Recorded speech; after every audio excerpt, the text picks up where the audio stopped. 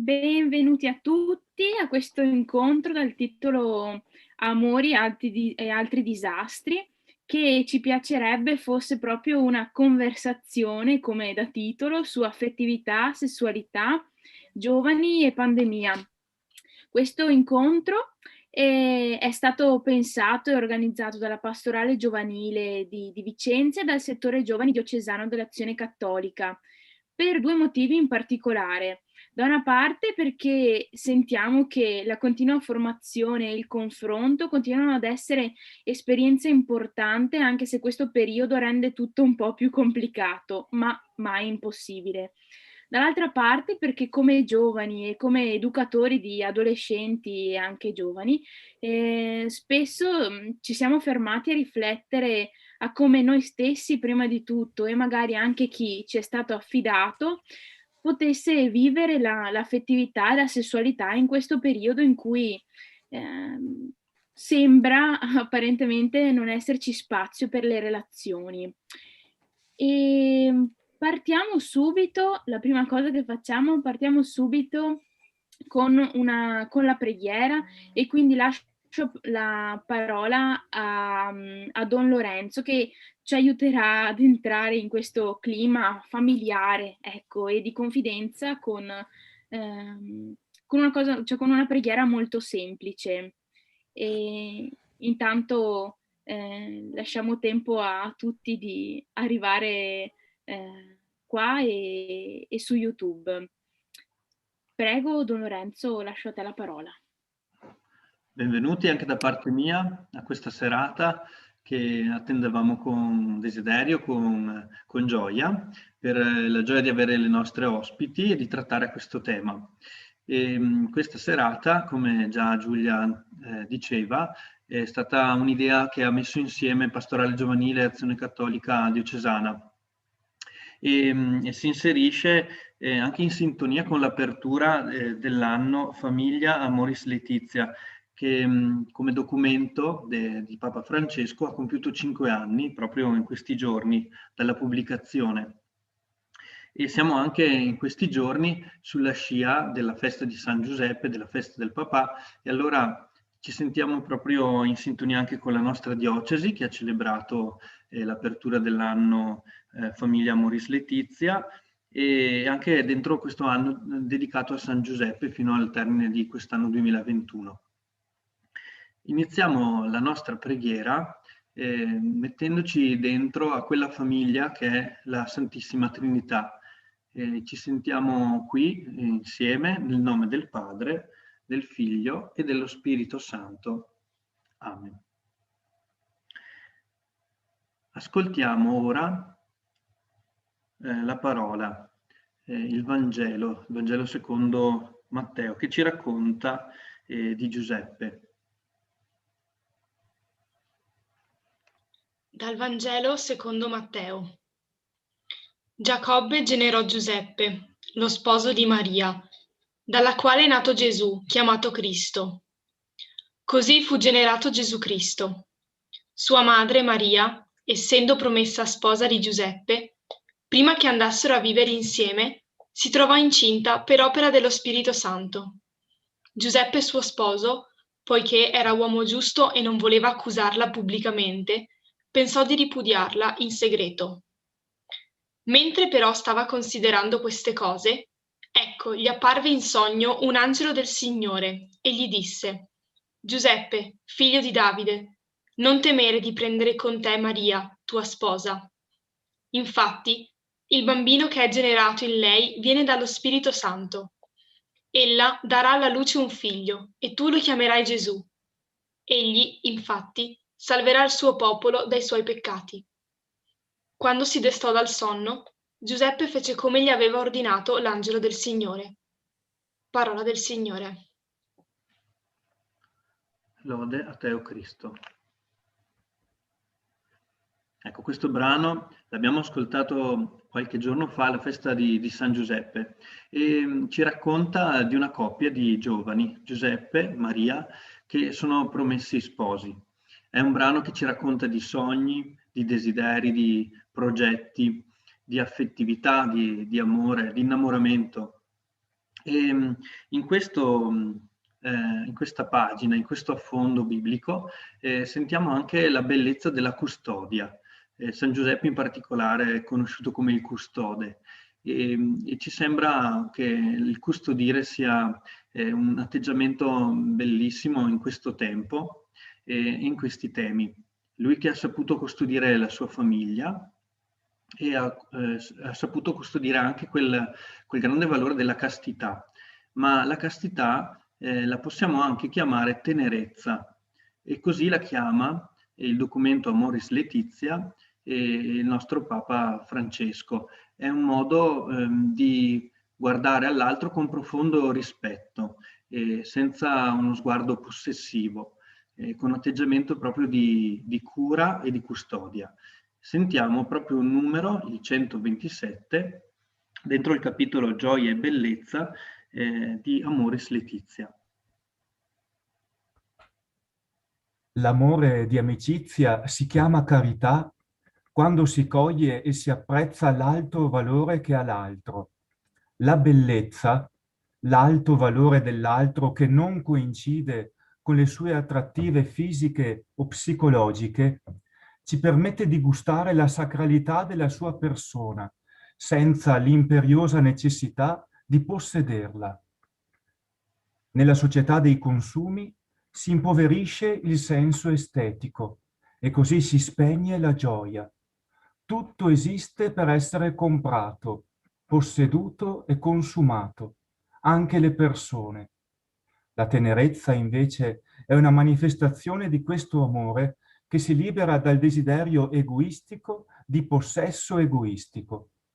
Ci porta a vibrare davanti ad una persona con immenso rispetto e con un certo timore di farle danno o di toglierle la sua libertà. L'amore per l'altro implica tale gusto di contemplare ed apprezzare ciò che è bello e sacro del suo essere personale, che esiste al di là dei miei bisogni.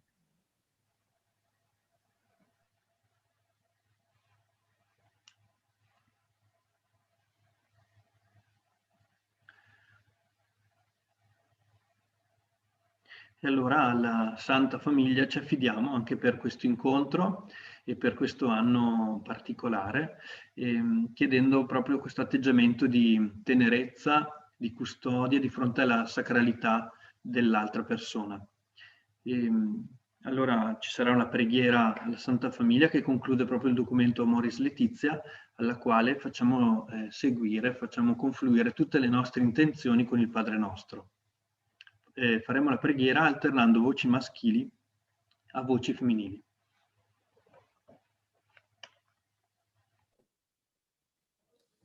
Preghiera alla Santa Famiglia. Gesù, Maria e Giuseppe, in voi contempliamo lo splendore del vero amore. A voi, fiduciosi, ci affidiamo.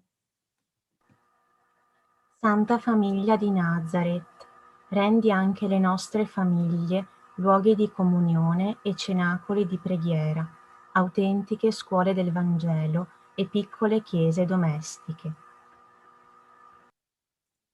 Santa Famiglia di Nazareth, mai più ci siano nelle famiglie episodi di violenza, di chiusura e di divisione. Che chiunque sia stato ferito o scandalizzato venga prontamente confortato e guarito. Padre nostro, che sei nei cieli, sia santificato il tuo nome. Venga il tuo regno, sia fatta la tua volontà, come in cielo così in terra. Dacci oggi il nostro pane quotidiano. Rimetti a noi i nostri debiti come anche noi li rimettiamo ai nostri debitori. E non abbandonarci alla tentazione, ma liberaci dal male. Concludiamo nel nome del Padre, del Figlio e dello Spirito Santo. Amen.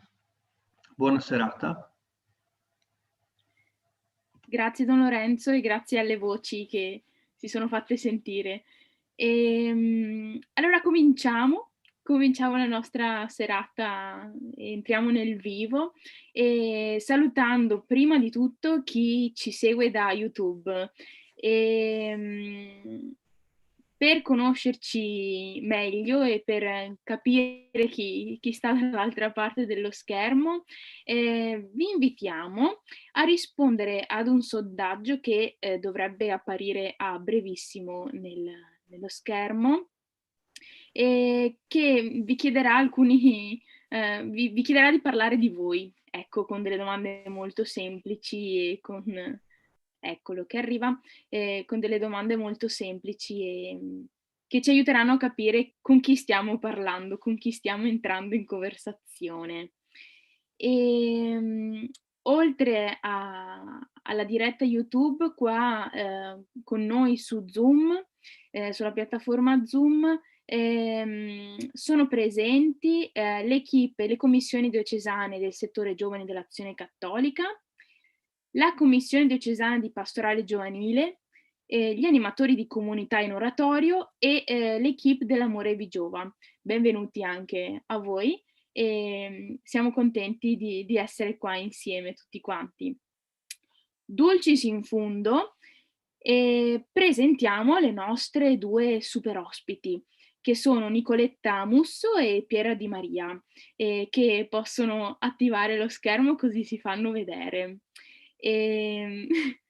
Ciao, allora alcune di noi le hanno conosciute al modulo formativo nazionale dell'Azione Cattolica a Roma a fine 2019 e fin dalle prime parole del loro intervento ci hanno colpito proprio la parola giusta.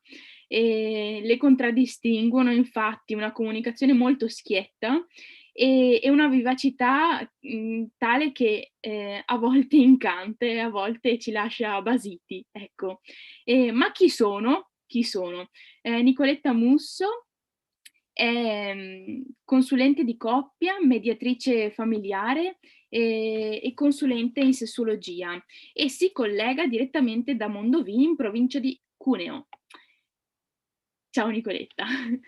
E da Palermo invece si collega Piera Di Maria, ginecologa e anche lei consulente in sessuologia.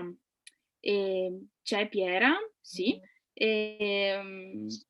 Attiva pure la videocamera, Piera, così ti Sì, vedo.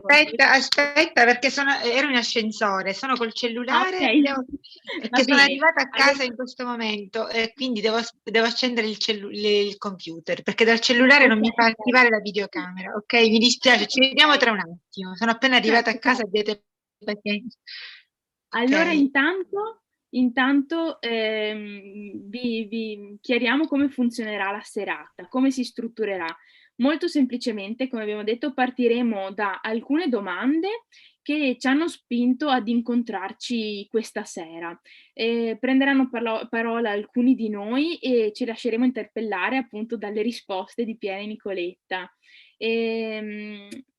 Sarebbe bello che l'interazione fosse maggiore di questa, ma va bene, troveremo il modo e troveremo il tempo per confrontarci meglio e eventualmente facciamo pervenire in qualche modo le domande che sorgono in questo tempo. In particolare chiedo a quelli presenti su Zoom di annotarsi le domande e dopo eventualmente ci sarà spazio per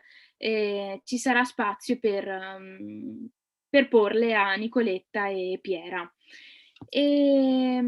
Ma bando alle ciance, è tempo di cominciare con la prima domanda e per questo lascio la parola a Daniele, che dovrebbe apparire a breve. Ciao Daniele, allora ti lascio con la domanda da porre a Nicoletta. Buonasera a tutti, buonasera alle nostre ospiti. Cara Nicoletta, allora, in questo anno di pandemia dove abbiamo tutti sperimentato dei forti limiti ai movimenti, delle restrizioni sul contatto tra persone, questa sera vorremmo partire con questa prima domanda. Quanto è importante la corporeità all'interno delle nostre relazioni? Allora, buonasera a tutti, ciao, sono contenta di essere qua con voi, così facciamo un po' il punto su questo anno che ci ha portato a fare una rivoluzione infinita su tanti aspetti e tanti punti di vista. Quanto ci ha cambiato e quanto ci cambierà? Io ho uno slogan per raccontarvi questo, che mi ha regalato un nostro amico carissimo, mio e di Davide. Io sono sposata di Davide, sono sposata con Davide, sposata anche di, forse è un lapsus freudiano questo, e sono la mamma di 5 figli, quindi insomma ci capita di conoscere, di incontrare, ci capitava dal vivo un sacco di gente. Ma lo slogan che questo nostro amico ci ha regalato è questo: andrà tutto nuovo. Ecco, questa pandemia sicuramente ci regalerà, ci porterà o ci obbligherà ad imparare modalità nuove, a riscoprirle. Alcune già le abbiamo imparate. La corporeità è preziosa, essenziale, fondamentale, ma ricordiamoci che il nostro corpo viaggia assolutamente appresso alla nostra testa, o meglio, la nostra testa appresso al nostro corpo, lì bisogna vedere. In ogni caso ci muoviamo tutti interi, tutti insieme. Quindi la modalità con cui pensiamo al periodo che abbiamo vissuto certamente influenzerà anche la modalità con cui noi cercheremo di ricostruire le relazioni. Io ho individuato 3 colline su cui ogni tanto proviamo a salire per cercare di capire che cos'è tutta questa cosa che ci è capitata. La prima collina si chiama così, è una parentesi. Ogni tanto saliamo su questa collina pensando che questa pandemia sia una parentesi che si è aperta e si è chiusa e in qualche modo quando finirà torneremo come prima. Ogni tanto ci capita di pensare questo, è una parentesi, tornerò e rifarò ciò che facevo prima, ok? Seconda collina da cui saliamo, su cui saliamo ogni tanto, sarà una parentesi? Tantissimi morti, tantissimi lutti, tante fatiche, tante paure, tante preoccupazioni. Ecco, ci chiediamo se ogni tanto questa cosa sarà una parentesi, si potrà, magari lo vogliamo proprio, tornare come prima o forse no. Ultima collina su cui saliamo, non è una parentesi. Cioè quello che sta capitando adesso è qualcosa che inciderà a fondo sulle nostre vite e ci porterà ad imparare, a provare, a generare modalità nuove di incontro. Ora, noi periodicamente ci capita di stare su una di queste colline. Chi cammina con noi, vicino a casa con noi, o chi sta lontano perché non vive con noi, i nostri amici, ugualmente cammina su una di queste 3 colline. Periodicamente sale su una di queste per vedere cosa sta capitando. Ogni volta che saliamo lì, vediamo e il nostro corpo vive l'esperienza con gli altri in modo differente, con più o meno paura, con più o meno desiderio di incontrarci, con più o meno voglia, desiderio di toccarci. Che cos'è prezioso fare in questa pandemia? E qui chiederei per favore, se avete la possibilità, di prendere carta e penna, perché io e Piera pensiamo spessissimo che le chiacchierate come queste hanno una funzione preziosa per tutti nella misura in cui ci consentono di prendere in mano i pezzi buoni del nostro apparato relazionale e metterli un po' in movimento. Vi chiederei di prendere carta e penna perché in un momento come questo, di grande crisi, vale proprio tantissimo la pena fare il conto degli aspetti buoni del mio entrare in relazione con gli altri e fare anche il conto di quegli aspetti che tanto buoni non lo sono, di quelle fatiche che in qualche modo su cui varrebbe la pena lavorare un po'. Allora, la prima grande regola preziosa che abbiamo imparato tantissimo è che la nostra capacità di andare in relazione con gli altri, di entrare in relazione con gli altri, con il corpo, con la voglia di starsi vicino, può anche imparare modalità nuove, videochiamate, telefonate eterne, scrivere le lettere come si faceva presso gli antichi, può anche imparare modalità nuove in cui io mi tuffo a pesce e riesco a nuotare bene se mi ricordo sempre che perché la relazione sia buona è necessario ricordarsi questo: chi si ama si dona, chi non si ama si svende. E svendersi al lavoro è complicato, con gli amici è una sciagura, nella vita di coppia è una rogna mai più finita. Quindi chi si ama si dona. In questi momenti di fatica, provare a regalarsi agli altri è preziosissimo, ma per poterlo fare mi devo volere un po' bene. Allora adesso vi chiederei per favore, se avete un foglio sotto mano, di scrivere in un angolino, tanto ci siete solo voi a casa, nessuno legge, di scrivere in un angolino 2 cose. Una cosa bella che sapete fare, una cosa che mi riesce bene, e per favore siate concreti, che ne so, mi sono bravissima a fare le torte di mele, eccellente a ricordarmi i compleanni di tutti, bravissima. Una cosa che so fare che mi viene bene, l'altro aspetto, una cosa bella di me. Questo frangente può anche essere stato un momento in cui ci siamo presi un po' cura di noi stessi, che non sarebbe mica stato tanto male tutto sommato. presi un po' cura di noi stessi e facendo questo abbiamo visto anche il bello del mio corpo, che ho cercato di conservare bello, quello non lo so, una cosa bella del mio corpo è una cosa che so fare bene. Proviamo a regalarci qualche secondo e a scriverlo, perché questi saranno i pezzi buoni che mi aiuteranno ad andare incontro agli altri, in pace con il mio corpo, abbastanza in pace con il mio corpo e in pace con le mie capacità. Una cosa buona che so fare e una cosa bella di me. Ci regaliamo 30 secondi per scriverla e poi facciamo un altro pezzettino insieme.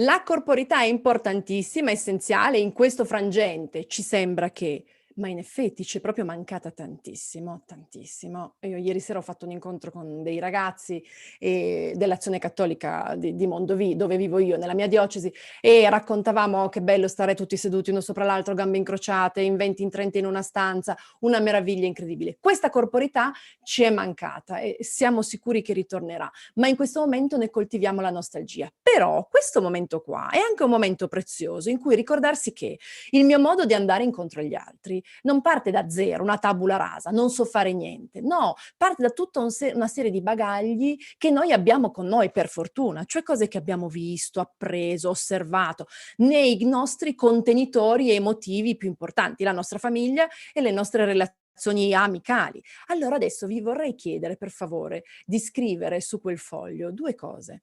Allora, un gesto bello, un modo di fare fisico bello, che nella vostra famiglia d'origine avete sempre apprezzato. Che ne so, ci si abbraccia tantissimo.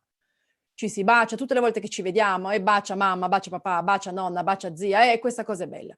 Oppure un gesto bellissimo, cucinare per tanti. A casa mia, che ne so, c'è sempre il frigo pieno. Oppure siamo sempre stati una casa amata dai parenti, ecco, magari non andavano a casa di zia Luisa, ma a casa nostra venivano tutti. Ecco, un aspetto bello, dei gesti belli di corporeità, di accoglienza che ho visto in casa mia, e invece un aspetto che vorrei lasciare alla mia famiglia d'origine. Quando andiamo incontro agli altri, scopriamo che abbiamo delle risorse da mettere in movimento, ma ahimè a volte abbiamo pure delle zavorre, cioè delle cose che abbiamo visto fare e magari un po' abbiamo imparato e non vorremmo ripetere. Non vorremmo ripetere.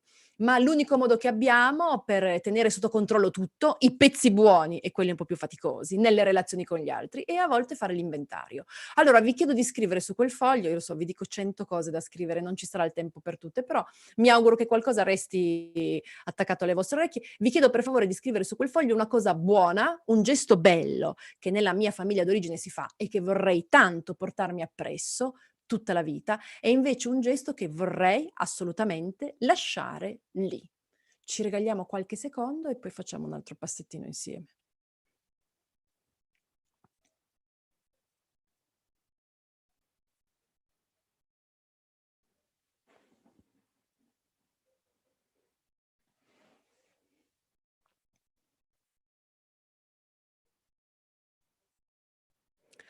Altro aspetto fondamentale e prezioso, poi spero di aver chiuso con questa prima domanda a cui rispondo in modo molto, molto largo, ma perché ci serviva fare un po' di premesse a Piera e a me per poi camminare dritte, dritte fino alla fine della chiacchierata. Altro aspetto preziosissimo.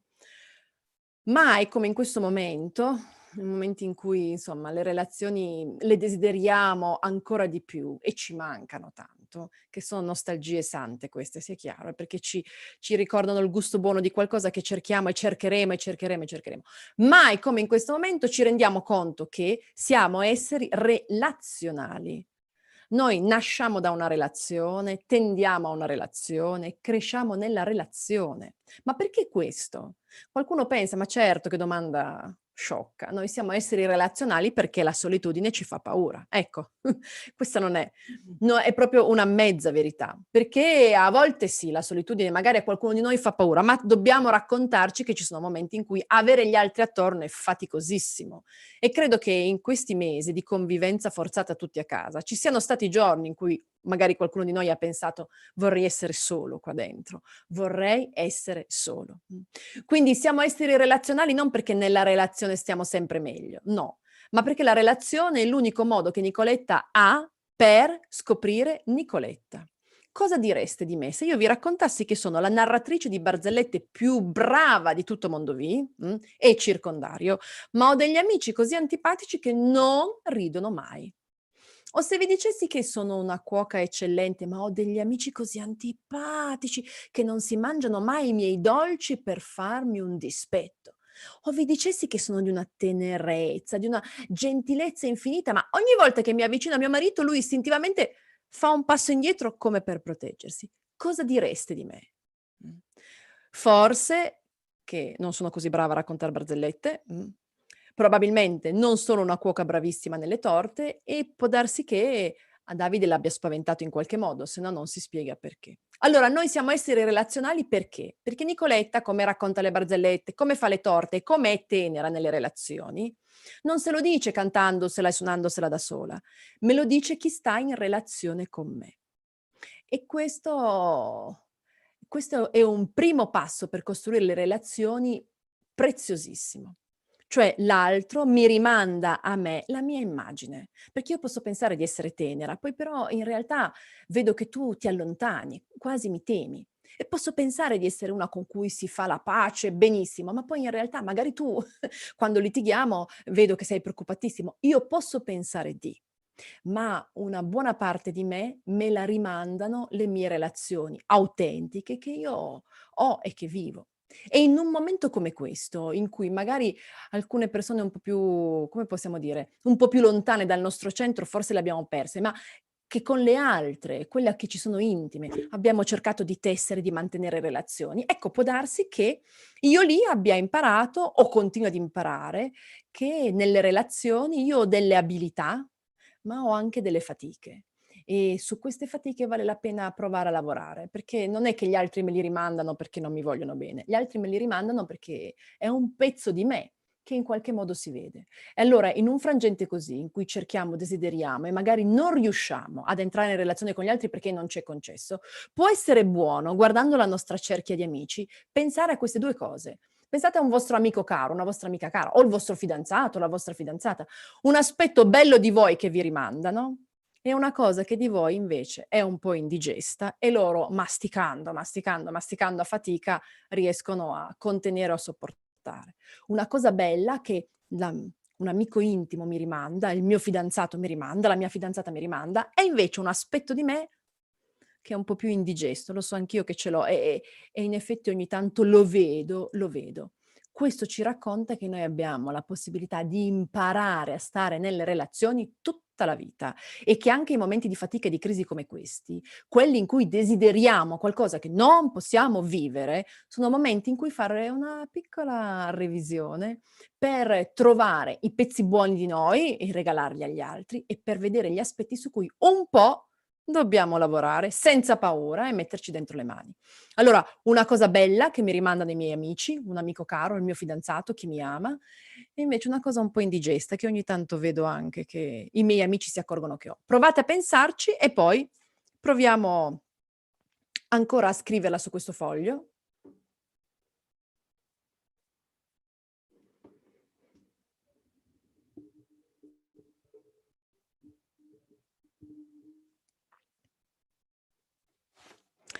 E concludo, sperando di essere riusciti magari a fare il punto un po' sulle nostre abilità relazionali, concludo con questo accenno alla nostalgia buona del contatto che non abbiamo avuto nelle nostre relazioni. Deve essere una nostalgia buona, cioè non ci deve rimandare o cercare o pensare che vivremo un contatto perfetto con gli altri. Perché lo stare vicino agli altri è bellissimo, è importantissimo, è grandissimo, ma è anche faticoso, E tenere insieme questi due aspetti, il desiderio che ho, la nostalgia che ho e il fatto che non sarà qualcosa di perfetto, sarà una meravigliosa quotidianità di incontro.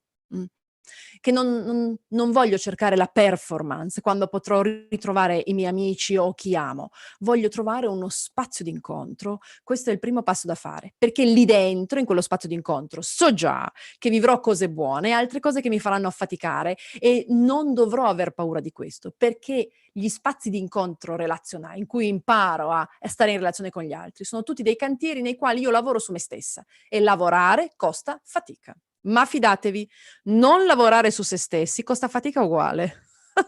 Con la differenza che si va a marcia indietro.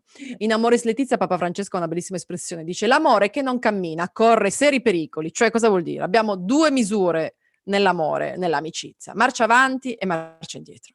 Andare avanti può essere faticoso, certo, però è una scommessa che vale la pena farsi. Quando io non faccio nulla per andare avanti, devo sapere che sto andando indietro, sto facendo retromarcia, ahimè, sto facendo retromarcia, magari poco, per carità, però un po' sto andando indietro. Quindi in questo momento di pandemia, di fatica, in cui mi manca tantissimo il contatto con gli altri, vale la pena mettere mano a quali sono i pezzi buoni che io muovo nelle relazioni, quali sono quelli sui quali invece varrebbe proprio la pena che Nicoletta provasse a lavorarci ancora un po', e l'insieme di queste cose genereranno poi un buono spazio di incontro quando potremo rivederci. Grazie Nicoletta. Allora chiedo a Laura di prepararsi perché porrà la seconda domanda. Nel frattempo ricordo a tutti che potete scrivere nella chat di YouTube le vostre domande, le vostre riflessioni, che dopo cercheremo di raccogliere e proveremo a porre a Nicoletta e Piera. E qualora non vedeste la chat, vi chiediamo e vi proponiamo di ricaricare la pagina, così dovrebbe apparire. Ecco, Laura, spazio. Eccomi. Ciao Nicoletta, ciao a tutti. No, allora, grazie di questa prima introduzione sulle relazioni e sullo spazio di incontro che ci manca e di cui abbiamo bisogno. Allora mi sorge una domanda, ma in questo tempo di pandemia ci si innamora? Cioè, dal tuo punto di vista, dal tuo osservatorio, i giovani, parliamo soprattutto di loro, come si stanno innamorando in questo tempo? Certo che ci si innamora, ma per fortuna siamo vivi, costretti, ristretti, ma siamo vivi. Che cos'è la cosa più preziosa anche in questo momento in cui fatichiamo a stare insieme, fatichiamo a vederci perché gli spostamenti sono limitati, perché in effetti è faticosissimo. La cosa più bella è il desiderio di voler andare incontro a un altro, cioè di lasciarsi affascinare, di trovare qualcuno, qualcuna che in qualche modo ti colpisce e partire con questo viaggio di conoscenza in cui ti racconto e mi racconto. E in questo momento di pandemia, forse più ancora che in presenza, vale proprio la pena ricordarsi che chi si ama si parla. Ma perché dico questo? Perché a volte qualcuno ha il pensiero che se c'è un amore grande, le parole non servono più, no?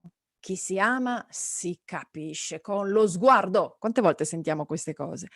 Allora, chi si ama si capisce con lo sguardo è lo slogan di tutti gli amori che iniziano a decrescere, perché quando tu pensi questo non parli più con l'altro, perché tanto ti capisco, ti vedo, ti intuisco.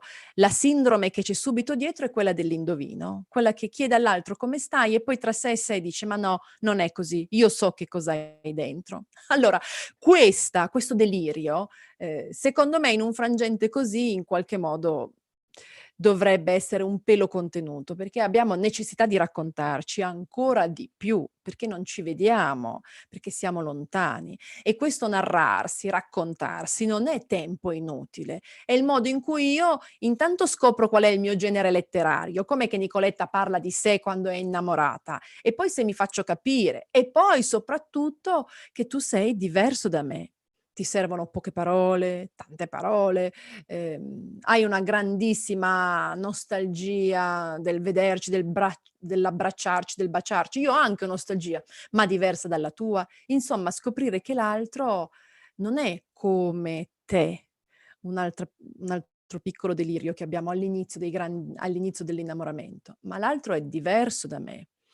E queste differenze che ha non sono mica male, sai. Sì, all'inizio magari mi davano un po' fastidio, ma cammin facendo mi rendo conto che il fatto che sei, che ne so, uno che programma di più, che sei uno che non si fa spaventare come me da alcuni aspetti, che sei uno che ride di più di me, che sei uno che è diverso. Ecco, questa cosa è preziosa ed è bella. Quindi ci si può innamorare, ma certo che ci si può innamorare, certo che ci si può innamorare, se non smettiamo di narrarci all'altro, di raccontarci e di fare lo sforzo non solo di andargli incontro, ma di lasciare che lui arrivi da me, e cioè che mi racconti com'è, dove sta, che cosa fa. Tante parole, poche parole, questo non importa, non è che andiamo a cottimo di parole. Nella coppia non funziona come per i passi, ne fai 10.000 e sei sano. Non è che ci diciamo 10.000 parole al giorno e stiamo a cavallo, perché potrebbero essere 10.000 parole in cui ci diciamo dei sonori improperi. Però generiamo uno spazio di incontro in cui stiamo lì, chi è molto chiacchierone con tante parole, chi è poco chiacchierone con meno parole, ma il desiderio che abbiamo è di farci trovare dall'altro, e questo è molto prezioso. Ma in questo momento di fatica e di timore, ma è bene ricordarsi che amare è una cosa molto rischiosa. È bellissimo il vostro titolo, Amore e altri disastri. È rischiosa perché? Perché io devo imparare a vedere bene, a provare a raccontarmi, a lasciarmi raccontare come siamo noi due, cioè come funziona la nostra coppia. Anche in un contesto così particolare in cui magari non riusciamo a vederci, e provare ad affinare e a cercare di capire che cos'è che piace a me e che cos'è che piace a te, che cos'è che a me non piace assolutamente, che cos'è che non piace a te. Che cos'è che io desidero da morire e che cos'è che desideri tu. Pensate un po' se io, che ne so, fossi allergica al polline e il mio fidanzato mi mandasse un mazzo di fiori, perché lui invece è un vivaista ogni sera. Lui fa una cosa meravigliosa e grandissima, uno dei gesti più teneri che gli vengono in mente. Io dopo una settimana potrei pensare che sta seriamente attentando alla mia vita, perché tra un broncospasmo e l'altro magari mi sento di morire. Ma se io non gliel'ho raccontato, lui mi porterà i fiori, perché per lui è la cosa più bella in assoluto. E per me invece no, perché questo mazzo di fiori mi farà starnutire e tossire tutta la notte. Ecco, nelle coppie a volte queste differenze, cioè il fatto che ciò che piace a me non necessariamente piace anche a te, o allo stesso modo. Insomma, che siamo molto diversi nel modo di raccontare, di parlare, di vivere, nel desiderio di essere abbracciati, di baciare, e tutto questo cammino qua. Ecco, queste differenze, se diventano argomenti di confronto, quelli vicini, lontani, non importa, ci fanno andare più vicino. Se invece le rimuoviamo, non parliamo di questo, non parliamo di quello che poi si arrabbia, non raccontiamo questa cosa qua perché poi chissà cosa succede, ecco lì, allora li facciamo pasticci, perché iniziamo a mettere via pezzi importanti della nostra relazione, perché non sappiamo bene come gestire, solo che ogni volta che li accantoniamo c'è il rischio che si trasformino in qualcosa di pericoloso senza che noi lo teniamo sotto controllo, e quindi diventa complicato. Per cui in questo momento di pandemia ci si può innamorare? Sì, ci si può innamorare, col desiderio di raccontarsi e ascoltarti. Mi racconto a te e ti ascolto, e inizio a conoscere quel mistero infinito che sei tu. Tutto questo fa paura? Sì. Fa più paura adesso di prima? Non lo so, secondo me ha sempre fatto paura. Amare è una cosa rischiosissima, e io ve lo racconto con le parole di una sessuologa, si chiama Ellen Singer Kaplan, è già morta, ha scritto un libro ha scritto un libro tecnico, insomma, però in chiusura di questo libro, il libro tecnico è proprio Nuove terapie sessuali, ma in chiusura di questo libro lei ha messo un capitoletto sotto la parola amore e dice: rivedendo questo libro sulla sessualità resto colpita dalla quasi totale assenza della parola amore. Eppure proprio l'amore è l'ingrediente più importante nel fare l'amore. Fare l'amore con qualcuno che si ama è semplicemente inconfrontabile con un'esperienza, non importa quanto tecnicamente perfetta, sensualmente libera e persino tenera, con un partner non amato. Però poi aggiunge un pezzettino. Molte persone non sono disponibili all'amore, confondono la passione suscitata dall'irraggiungibile, questo rincorrere sempre un principe azzurro che non è mai azzurro abbastanza, o una donna perfetta che non è mai perfetta abbastanza, ecco, confondono la passione suscitata dall'irraggiungibile con l'amore. Hanno paura di amare e di rischiare. E ciò è quanto mai comprensibile. L'amore è una faccenda rischiosa. L'amore è una faccenda rischiosa, che genera capolavori, ma a volte anche genera fatiche e sofferenze. Però è un rischio che vale la pena di correre, perché è una delle avventure più belle della vita. Non è chiudere gli occhi e buttarsi, non funziona così. È tenerli aperti, aperti, aperti e vedere bene, bene, bene, bene le cose belle che abbiamo, le fatiche che abbiamo, e poi insieme, o meglio, ognuno per sé, provare a scommettere, a far crescere questo seme che abbiamo, nella speranza che diventi qualcosa di grande, e investire lì dentro le cose buone, le energie buone, il tempo buono, i pensieri buoni, la creatività, insomma, tutto questo lavoro che ci porta veramente a vivere la vita, mi verrebbe da dire, al massimo, da Dio forse, in questa esperienza meravigliosa che è amare e lasciarsi amare. Grazie ancora Nicoletta.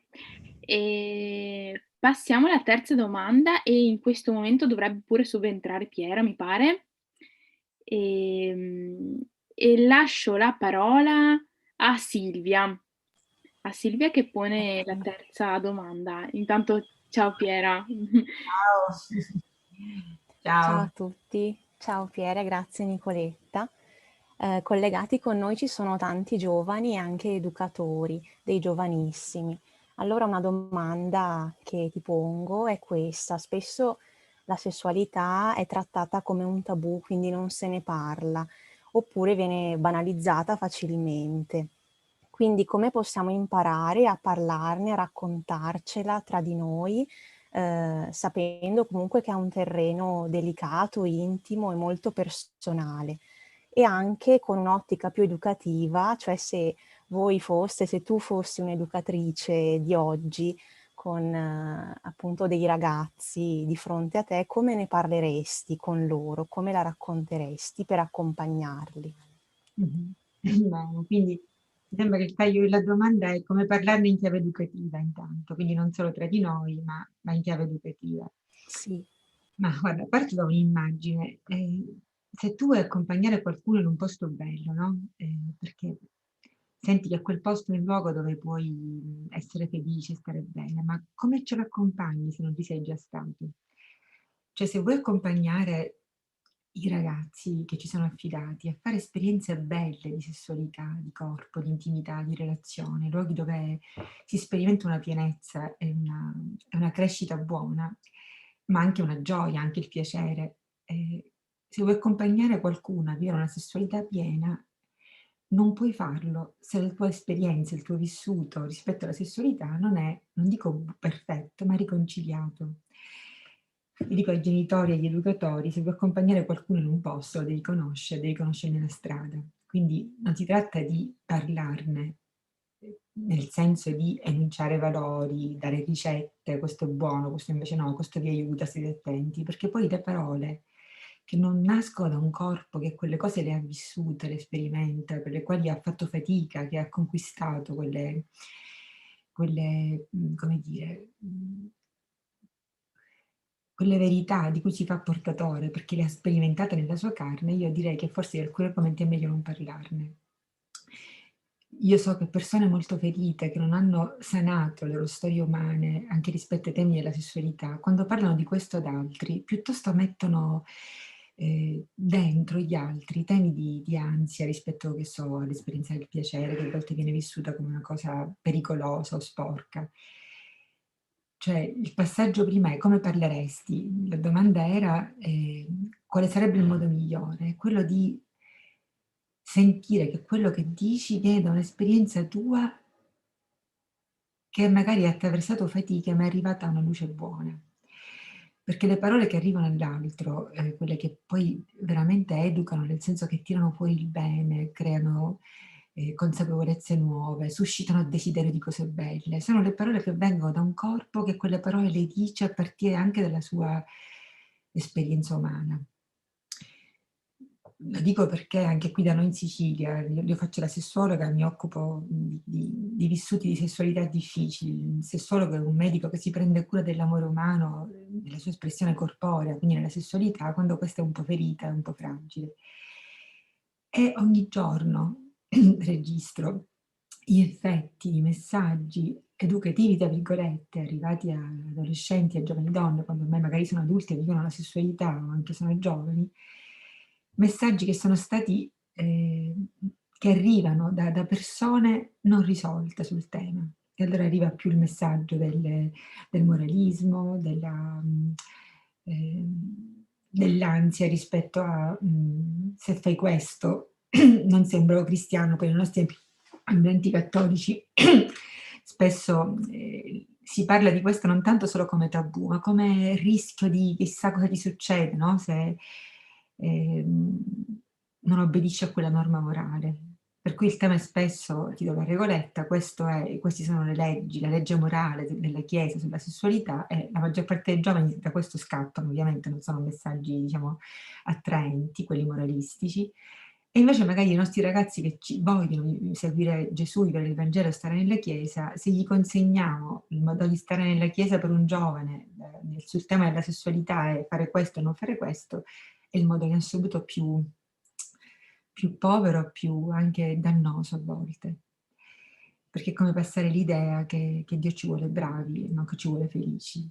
E siccome il tema della sessualità è un tema che più che un tema è un'esperienza umana dove viene promessa una grande felicità, invece, se noi facciamo l'errore di parlare di questo per dire cosa è giusto e cosa è sbagliato, piuttosto che cosa rende felici e che cosa no, abbiamo mancato l'obiettivo. Non possiamo, in nome di Dio, distruggere il suo dono più bello. A volte i messaggi della Chiesa, purtroppo bisogna riconoscerlo, almeno lo so, nella mia realtà siciliana, sono piuttosto, se vuoi essere bravo e non fare peccati, insomma, queste sono le regole, queste sono le norme. Ecco, questo è il modo con cui non bisogna parlare di sessualità, però se così ci è stata consegnata a volte l'esperienza, c'è solo come una specie di, come si dice, sono troppo stanca perché ho lavorato fino a poco fa e l'ho fatto per 12 ore di fila, quindi scusate se non sono più lucida, però ci provo. Cioè si viene consegnato il manuale del bravo cristiano, che prevede nell'ambito della sessualità che ci si comporti in un certo modo. Abbiamo mancato un obiettivo grande, che invece è fare gustare la bellezza e il disegno di Dio su questo dono grandioso che ci ha fatto. Forse una delle più belle definizioni di sessualità è quella di Papa Francesco, una delle tante della Chiesa, che sono bellissime, quelle di Giovanni Paolo II, che su questo ha acceso una luce potente nella Chiesa. Ma Papa Francesco recentemente, la sua Amoris Laetitia, l'ha definita il più bel regalo di Dio alle sue creature. Ora, di un regalo di Dio non si può avere paura. Invece a volte il modo con cui se ne parla ha questo sfondo di paura, attenti, questo è rischioso. La purezza, la castità, intesa a volte come frutto di uno sforzo, di un impegno, di una fatica, non come il frutto buono di avere gustato la bellezza di questo mistero e volerlo custodire, come dicevate all'inizio nella preghiera, ma lo custodisco in modo spontaneo perché ne ho sentito la bellezza. E allora, come parlarne ai vostri ragazzi? Io, come avrete capito, rifuggo da modalità di parlarne che parta dalle questioni troppo teoriche, troppo moralistiche, e invece scendere nei vissuti. Io ho visto che tante cose si colgono meglio quando si fanno leggere attraverso le esperienze. Vi faccio un esempio corporeo che poi tutti i giovani hanno fatto. Se voi provate a chiedere a dei ragazzi, intanto appunto è chiaro che faccio una premessa. Parlare di questi temi non significa fare conferenze, significa incontrare le persone lì dove sono. Parlare di sessualità in termini troppo teorici o, come dire, contenutistici non buca il cuore, non arriva. E qua mi viene un'immagine bellissima di Papa Francesco, che è bellissima, di Evangelii Gaudium, dove dice una cosa molto, molto, molto vera, cioè che la Chiesa è stata per secoli un faro per l'umanità, no? Ha raccontato la verità sull'uomo, l'ha raccontata come maestra e madre, ma ha fatto più come da faro, no? Il faro è quella luce che illumina la notte, indica la strada alle barche, a chi è in mare.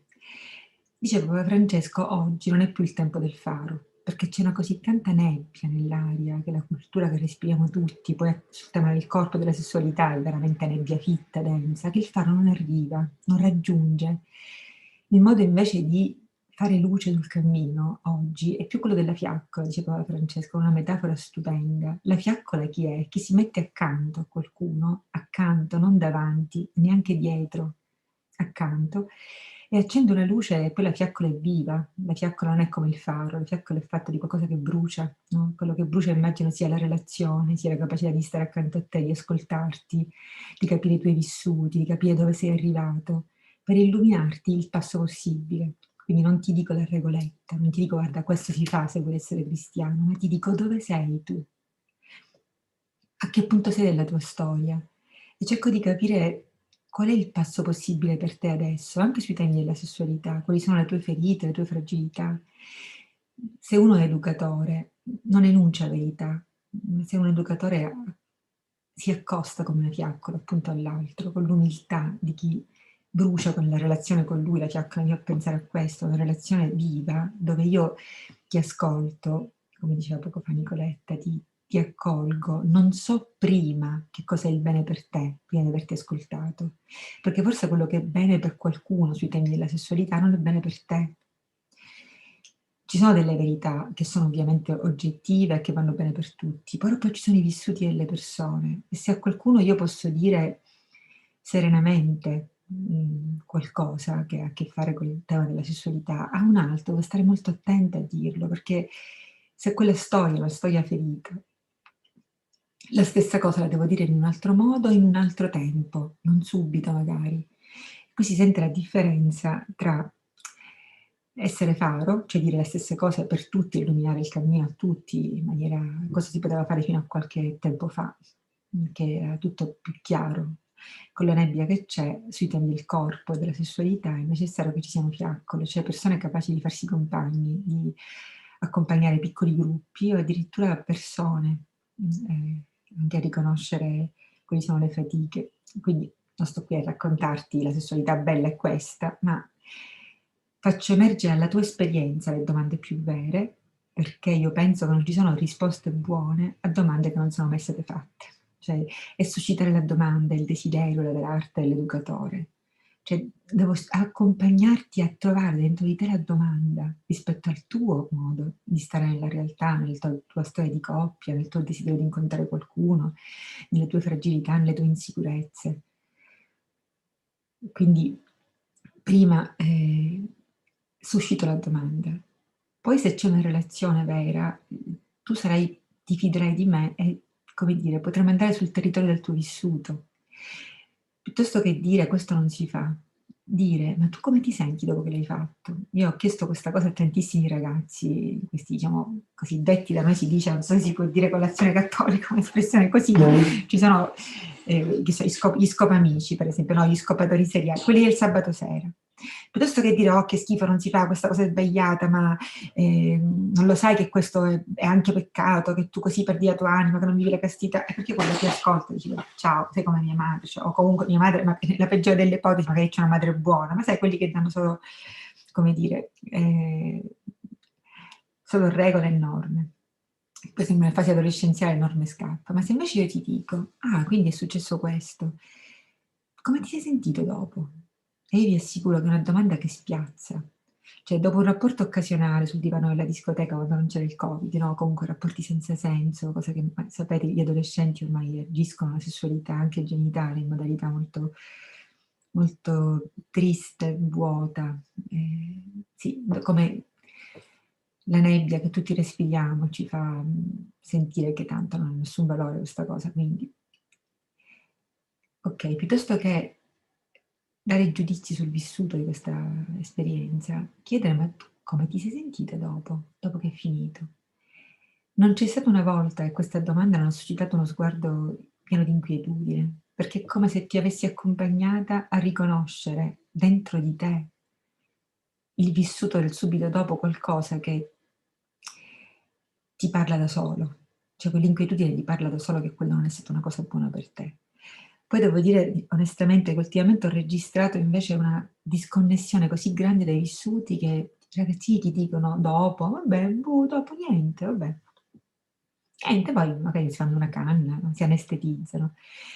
E questa è un'esperienza ancora più difficile, cioè la fatica di accompagnare i ragazzi a contattare i loro vissuti, le loro emozioni, le percezioni che hanno di se stessi dopo le esperienze, perché forse anche il mondo digitale, credo, non lo so, l'esperienza che stiamo facendo hanno reso sempre più difficile contattare, dare nome alle cose, ai vissuti. Forse la vera sfida educativa è questa, è accompagnare a sentirsi, a sentire il corpo. Ci sono tante ragazzine che per esempio agiscono la sessualità in modalità YouPorn, no? Perché si impara così, i maschietti imparano la pornografia e poi chiedono di sperimentare quello che hanno visto online. Questo a volte accade, è possibile che accada, che io, va bene, faccio cose che tu mi chiedi, perché non sento il corpo. Perché se io ascoltassi fino in fondo me, tante cose non le farei. Io le chiedo alle ragazzine, ma ti è piaciuto? Com'è stato per te? Risposta, ma dottoressa, com'è stato? Ma in che senso? Cioè, quasi che ho potuto farlo perché non mi sentivo fino in fondo. Allora è come accompagnare, riconoscere quelle verità che noi vogliamo che vengono riconosciute, perché sono in quelle verità c'è il bene, c'è poi la felicità, ma non perché te le racconto al di fuori, ma perché te le faccio riconoscere dentro la tua esperienza, dentro i tuoi vissuti, dentro i tuoi desideri, dentro la tua storia. Com'è andata lì, cosa hai vissuto lì e come ti sei sentito, cosa avresti voluto invece, cosa ti è mancato invece. Cioè come piano piano una pedagogia dell'esperienza, quella della fiaccola, come dice Francesco, non ti dico la verità assoluta, ma sto accanto a te, accendendo questa luce, che è la relazione, che è il calore che poi senti voluto bene e arrivi a sentire la parte di te che invece il mondo anestetizza, no? Perché tante esperienze invece spengono la capacità di stare con se stessi e anche col proprio corpo, no? Una bella sfida, quindi si tratta di stare nelle relazioni e qui quindi se devo starti accanto, io su questi temi devo essere pacificato, perché se quello di cui ti parlo è un problema pure per me, cioè se non ho come dire, maturato io un modo sano, bello, pieno, vero, che rende felice me, intanto, di che ti parlo? Guardate che i nostri ragazzi hanno dei sensori pazzeschi per sentire che se quello che gli dici viene da un corpo che quelle cose le sente vere perché le vive, o te le dice perché ti sta raccontando la lezioncina da faro, no? Questa è la verità. I ragazzi, soprattutto gli adolescenti, hanno sensori pazzeschi rispetto a sentire se quelle parole risuonano nel corpo. Sapete, a volte più che i contenuti di quello che diciamo, arriva all'altro, forse più del contenuto, arriva la vita che si sente nelle parole che tu dici. Vi faccio un esempio: il bambino neonato, quando ascolta sua madre, non è che capisce le parole, perché ancora il bambino non è nella fase del linguaggio, il contenuto delle parole non lo capisce, ma quella voce gli risuona dentro, nelle modalità con cui sua mamma la esprime, quindi sentirà se la mamma è dolce, se è arrabbiata, se è assente, se è fredda, se è gelida, se è buona, se è presente, se gli vuole bene, non dal contenuto delle parole, non le capisce, ma dalla voce. E sapete, quello che arriva dal corpo a volte è più potente nel generare domande, desideri, nel risanare, che non il contenuto stesso. Vi faccio un esempio: sarà capitato a tutti essere in aereo, no, ci sono le turbolenze, arriva l'hostess che vi sta dicendo quello che il comandante sta comunicando ai passeggeri, no? Perché in un momento di crisi mi è capitato diverse volte che magari l'aereo balla, tu senti l'hostess che viene e dice: tranquilli, il comandante dice che siamo tutti, cioè non c'è il motivo di preoccuparsi, sono una turbolenza. Allora, vi è capitato di guardare più lei che non sentire le parole che lei dice, perché a voi il messaggio che arriva più nella pancia non è quello che sta dicendo, ma è come lo sta dicendo, perché se lei è spaventata e voi lo vedete e vi dice tranquilli, non c'è problema, ha detto il comandante che non c'è problema, figurati se ci credo che non c'è problema, sei terrorizzata. Questo per dirvi che quando parliamo di questi temi ai ragazzi o a noi stessi o al nostro partner, quello che arriva di più e che è più capace di generare relazione, vita, fiaccola, quindi luce, calore, luce sul passo possibile. Non è tanto o solo il contenuto di quello che diciamo, ma il come noi stiamo in quello che stiamo dicendo, che fa la differenza, che crea fiducia, affidamento, che apre possibilità di far emergere i vissuti piuttosto che non le idee. Il tema della sessualità lo possiamo trattare sul piano delle idee, dei contenuti, di quello che è giusto, di quello che è sbagliato, oppure possiamo entrare nei vissuti, la carne viva poi dell'esperienza, che è questo che fa la differenza. Non so se mi sono fatta capire. Mi pare proprio di sì, e grazie per la risposta. E passiamo all'ultima domanda da parte nostra. Intanto stiamo raccogliendo le domande nella chat di YouTube. E passo la parola a me stessa e con questa domanda, con questa riflessione prima che abbiamo visto in quest'ultimo periodo, che molte coppie hanno fatto scelte e dei passi che alcune prima del lockdown non avevano minimamente in mente e altre invece hanno semplicemente accelerato processi che stavano costruendo pian piano. Ecco, questa pandemia ha aiutato a fare delle scelte. E la domanda che poniamo, quindi a partire da queste situazioni è: ha ancora senso sposarsi oggi? Che vuol dire anche, ha ancora senso o ha lo stesso senso di qualche anno fa ascoltare e seguire la proposta morale proposta dalla Chiesa alle coppie, che poi sappiamo che è molto più ampia dello sposarsi sì, sposarsi no. Ecco. Ma io già quando sento la parola morale, ai ragazzi va spiegata questa parola, perché spesso suona come moralistico. La parola morale non sempre intesa nella sua accezione più vera, più bella, no? Fa pensare una cosa che cosa è giusto, che cosa dovrei fare di giusto e diciamo di buono per essere a posto col magistero della Chiesa, con la sua proposta. Poi diciamo la stessa cosa, però credo che il linguaggio sia importante quando parliamo con i giovani, proprio con gli adolescenti, con i giovani che ci sono affidati, parlo con l'ACR, quindi poi alla fine facciamo un discorso assolutamente morale quando diciamo alcune cose, ma lo facciamo senza dirlo che è morale, perché poi a proposito di sposarsi, io penso che la pandemia non lo so se è cambiato, se la precarietà assoluta nella quale viviamo, anche la percezione che la vita non è scontata, che non è detto che arriviamo a 90 anni, che arriva un virus, ci sconvolge la vita fino a farci sentire come la fragilità, l'essere creature, non avere l'assoluto potere sulla nostra vita, forse aiuta a desiderare di consegnarsi di più a chi di questa vita è il donatore, il fondamento, perché poi alla fine sposarsi è questo, è credere che questo amore ci è dato da qualcuno che poi garantisce per noi che arriverà al compimento pieno, cioè accompagnarci tutti e due alla pienezza della vita per tutta la vita, farci entrare nell'eternità con una pienezza a cui siamo arrivati in quell'amore che ci è stato dato. In questo senso credo che più che parlare se è giusto o no sposarsi, io dico sempre ai giovani: ma perché sposarsi? E perché con lui? Cioè, anche qui, piuttosto che dare risposte, suscitare domande. E siccome credo che poi sposarsi debba accadere una cosa grandiosa, che non è per niente scontata, e che non è la decisione, la volontà, l'essere bravi, il dire mi impegno per tutta la vita, non voglio fare quello che non ha fede nella vita, non si impegna.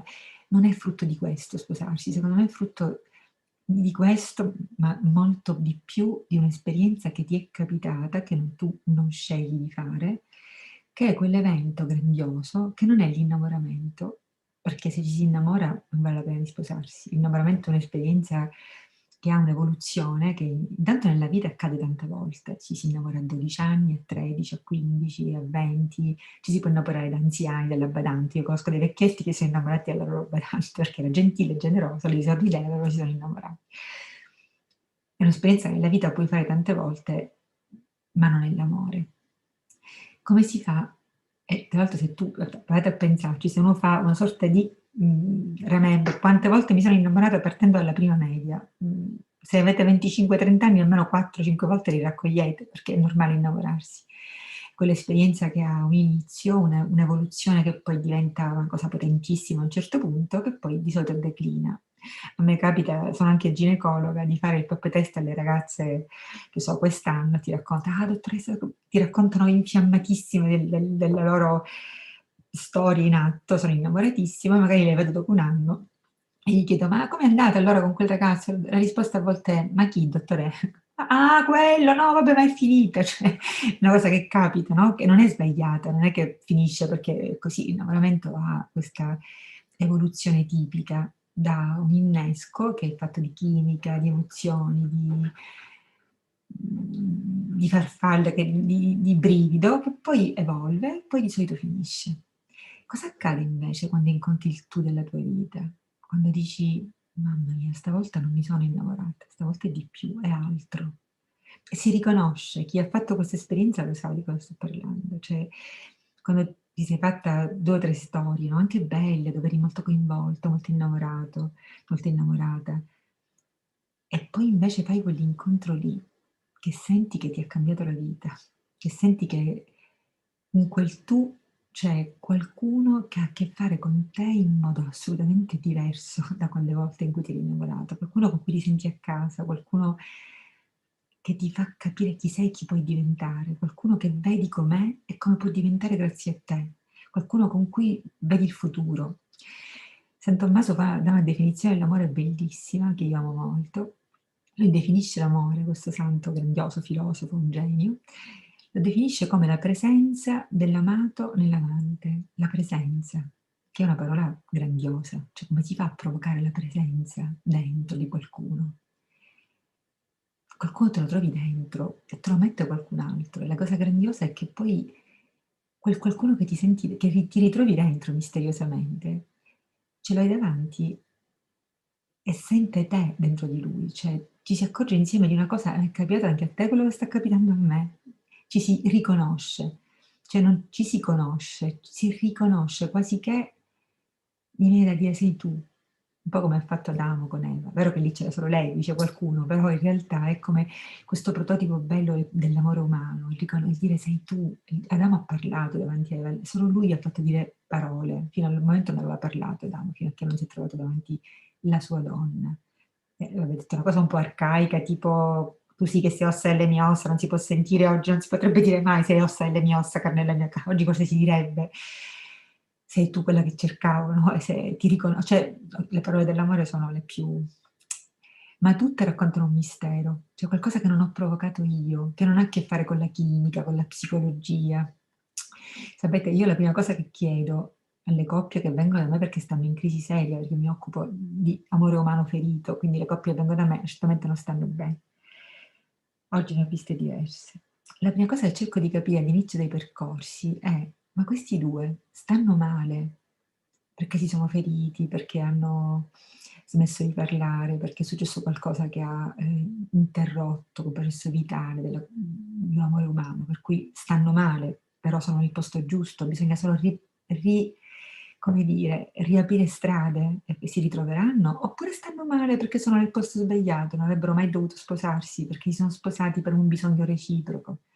Spesso l'innamoramento è tu mi dai quello di cui ho bisogno in questo momento e quindi ho bisogno di te, o meglio, ho bisogno di quello che tu mi sai dare adesso. Ma fra qualche anno io sarò un'altra, io sarò cambiata, non avrò più bisogno di questo, dunque non avrò più niente a che fare con te, purtroppo, è quello che a volte capita. Allora la domanda che io faccio spesso all'inizio è: lo so che state male, siete qui, è un macello se siete qui, lasciamo tutto qui un attimo, ma lo raccontate, cosa è successo all'inizio, ma com'è che avete deciso di sposarvi, di stare insieme, che cosa vi ricordate di questo evento, no? Di questo concepimento di questa coppia, perché è veramente un concepimento, riconoscersi come lo spermatozoo riconosce la cellula uovo, è un mistero grande, quello spermatozoo, non tutti gli altri milioni che erano partiti, e quella cellula uovo, non tutte le altre ovulate prima o dopo, genereranno quel misterioso incontro che fa l'inizio di una storia umana. E io penso che poi una coppia è un po' come un organismo vitale. Il corpo è frutto di quell'incontro, ma i corpi che hanno generato quel corpo hanno fatto un po' la stessa esperienza, si sono riconosciuti e hanno desiderato di essere uno nell'altro, che poi è la sessualità, che racconta il desiderio reciproco.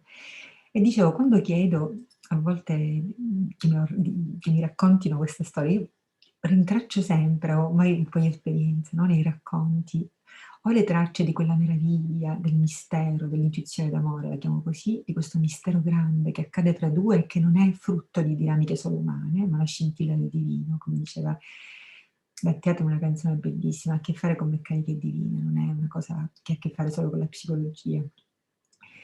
E lo capisci. Vi dico prima i racconti di quelli che invece tu senti aiuto, perché li sono sposati questi.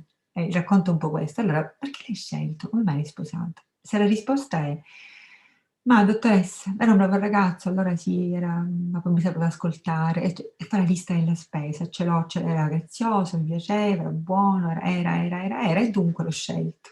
Poi magari lo chiedi a lui: ma dottoressa, era una brava ragazza, magari era cattolica, faceva parte del mio gruppo, era comunque una brava persona, piaceva i miei genitori, e ti fanno l'elenco della spesa, tu dici aiuto, l'avete scelto voi. La risposta più bella è quando tu glielo chiedi e dici: ma dottoressa, se io torno lì, le dico, io non l'avrei scelto lui, io non lo so, ma era lui, non lo so perché, devono dire non lo so. Si deve sentire che è un mistero che ha fatto incontrare quelle due persone. Poi magari ci sono tutte le cose umane, ma arrivano dopo. Il quid vero è la vocazione è un mistero. Cioè due si possono sposare in chiesa se hanno ricevuto questo regalo, questo dono, che è la vocazione a essere una carne sola, che non è una cosa che decidi tu perché sei bravo, perché sei cattolico, perché ti sposi in chiesa, perché sei uno che vuole fare le cose bene, non vuole convivere. Cioè, sposarsi è una scelta che fa chi già è stato scelto da quell'amore, che ha ricevuto quella presenza dentro, che si è scoperto presente nell'altro, come la sorpresa di dire: ma che ce ne facciamo di questo dono meraviglioso? Qual è la cosa più intelligente che non riconsegnarla a chi ce l'ha dato perché lo faccia fruttare? Il sacramento alla fine è questo, no?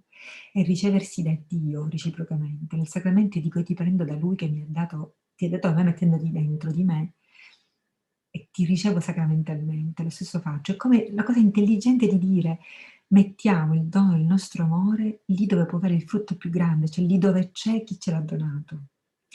Allora capite che non si tratta di fare discorsi moralistici, è meglio sposare, si tratta di dire: ma perché ti vuoi sposare? Di riconoscere se questo mistero c'è che lega due persone, di metterli in contatto con questo mistero, che poi accende la fiducia che se tu me l'hai dato questo dono, sai anche tu a portarmelo, aiutarmi a portarlo a pienezza. E allora poi le scelte, la fedeltà, tutto quello che di bravo e di buono saprò fare, è la parte mia, dell'amare che metto io come attivo. Ma chi può amare se prima non ha ricevuto l'amore come dono? Chi può impegnarsi ad amare qualcuno se non l'ha ricevuto come dono? Diventa uno sforzo moralistico.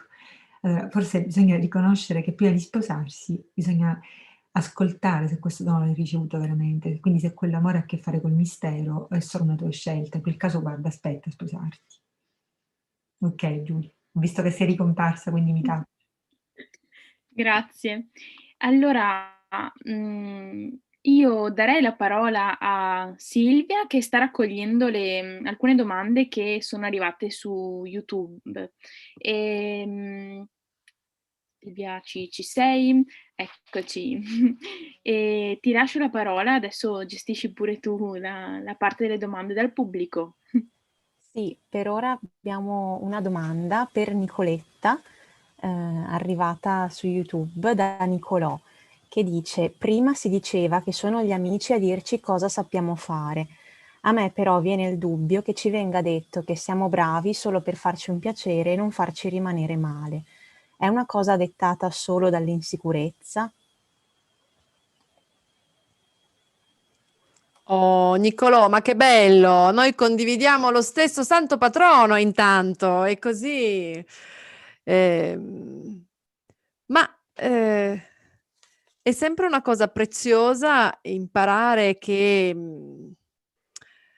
questo specchiarsi nell'altro e lasciare che l'altro ti racconti un po' come sei, ti dice anche tanto di te quando l'altro, insomma, non dico che dice bugie, ma in qualche modo ci sembra che stia addolcendo un po' la pillola. Se lo fa, ed è qualcuno con cui abbiamo camminato da un po' di tempo, perché le amicizie, come le relazioni, sono semi che crescono lentamente. A volte ci pare, non so, di incontrare qualcuno al bar, fermarci a chiacchierare con lui e sentire un'affinità che sembra una cosa incredibile, ok? O ci pare di aver incontrato qualcuno per un tempo breve e sentire un'affinità grande, ci può sembrare quello, però poi per vedere e per cogliere i frutti c'è bisogno che questo seme cresca, germogli. Quindi se è un amico con cui abbiamo fatto un po' di strada e vediamo che le cose che noi facciamo e non facciamo bene, ce le racconta in questo modo qua, una mezza verità, ecco, può darsi che abbia bisogno che noi in qualche modo gli diamo il permesso di dirci quando facciamo delle sonore stupidaggini. E di solito chi ci vuole bene a volte vede un po' meglio di noi quanto ci faccia male renderci conto che possiamo essere grandi e fare i capricci, grandi e portare rancore, grandi e non perdonare, generosi con tutti tranne con quelli che ci stanno più vicino e avanti di questo passo. Quindi se gli amici ci trattano con molta cautela, ecco, dobbiamo in qualche modo chiedere o dare a loro il permesso di raccontarci quello che vedono e noi però promettiamo di stare in piedi, di non fare poi dopo delle ripicche o lanciare delle maledizioni tipo Montezuma, perché sennò poi non funziona. Però è una crescita lenta, ma secondo me è un processo che una volta che lo metti in moto poi dopo lievita bene, lievita bene.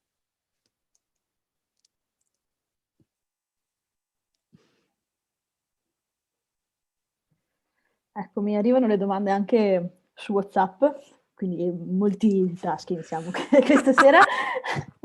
Allora, ci scrive: sono sorella Alessandra, non so se è la scelta del celibato o cosa, e resto convinta che un celibato resta vivo perché si nutre dell'amore di coppia, ma di fatto incontro molte coppie, e dico coppie non necessariamente un uomo e una donna e con un cammino di fede. Come state da professioniste e da battezzate con l'ultimo intervento della congregazione circa la non benedizione alle coppie omosessuali? Benedire, come non benedire all'amore? Vorrei poi chiedere a Nicoletta come aiutare coppie con alcuni anni di vita, come sbloccare la parola quando non c'è più contatto emotivo ma il tran tran ha preso il sopravvento. Piera, che facciamo? Vai Nicoletta, vai, rispondi. Ma Piera ed io e Piera siamo proprio piccole per poter dare giudizi o altro. Noi vi diciamo cosa facciamo noi quando incontriamo. Nel nostro vissuto abbiamo imparato a raccogliere ciò che i clienti ci portano con grande cautela e con grande rispetto. Io personalmente penso che Dio non crei sgorbi, quindi insomma nella creazione non ci sono. Però raccogliamo anche tante sofferenze e tante fatiche, questo bisogna anche dirlo. Che cos'è che mi è piaciuto tantissimo dell'intervento di Piera? Questo aspetto del camminare. Io credo che ci sia una prassi pastorale di grande accoglienza nelle nostre comunità.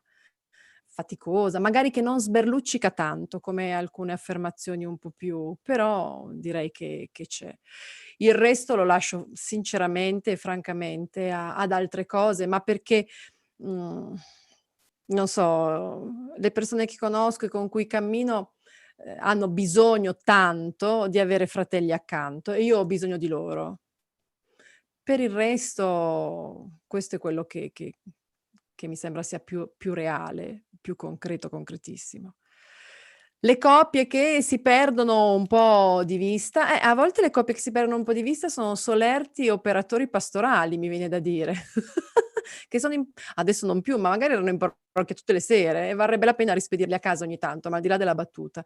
Le relazioni d'amore hanno bisogno di cura e non dobbiamo cadere nel tranello di pensare che da giovani è fuoco e fiamme e da vecchietti invece, mamma mia, in realtà non funziona così. Le fasi iniziali di una vita di coppia sono molto delicate, molto molto molto delicate, perché nasce questo noi.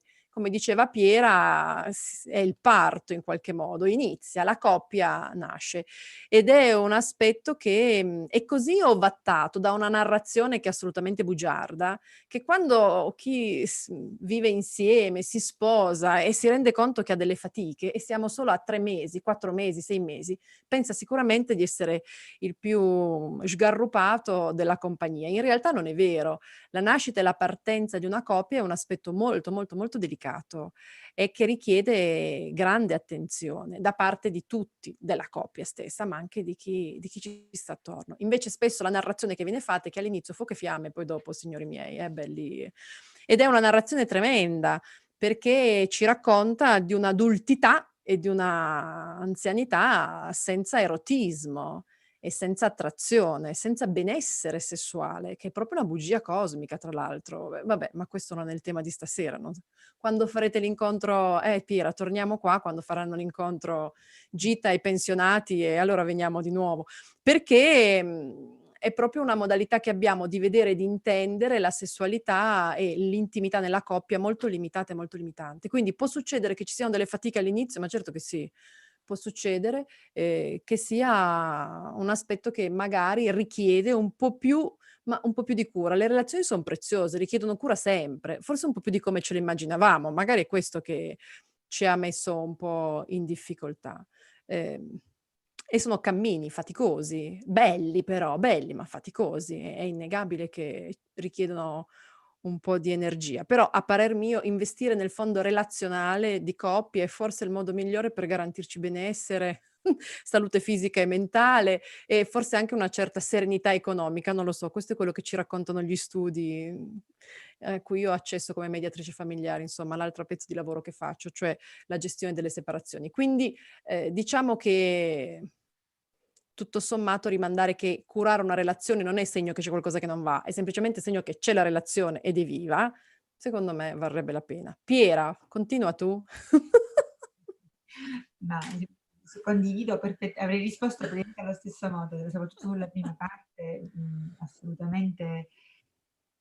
Per tornare all'immagine della fiaccola, non è che anche in questa, diciamo, indicazione della, come si chiama? Congregazione per la dottrina della fede, una cosa del genere. Cioè, a volte, ecco, forse mi viene da dire, a poterci riflettere, che mi ha colpito la bella suora, c'è stato anche qui da noi a Palermo una grande reazione, anche a volte molto dolorosa, dolente, da parte di alcune realtà ecclesiali nostre che si occupano dell'accompagnamento delle coppie cosiddette GLBT, che è una sigla che io detesto, perché quando mi chiedono di parlare dell'omosessualità io dico sempre: di chi vuoi parlare? Di Francesco, di Maria? Cioè queste generalizzazioni, queste anche, come dire, ideologizzazioni, anche nell'ambito nostro ecclesiale, si ideologizza da un lato e dall'altro. Dove c'è ideologia non c'è la persona, non c'è l'umano, non c'è la vita, non c'è la relazione, quindi già questo.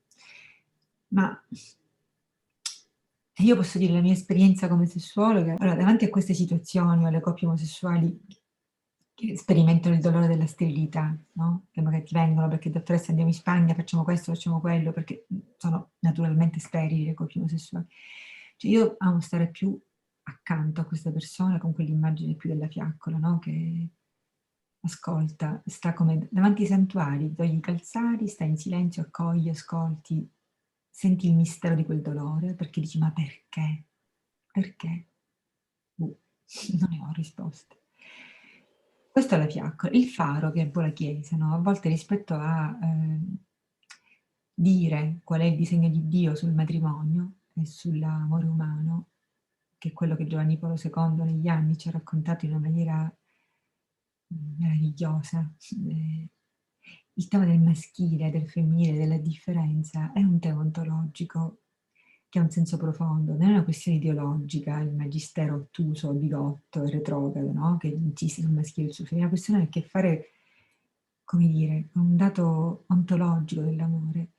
Quindi un conto è dire questo, è dire l'amore generativo, l'amore tra il maschile e il femminile, è, come dire, il luogo dove il sacramento si esprime come segno visibile dell'amore di Dio che racconta la differenza, l'unità nella differenza.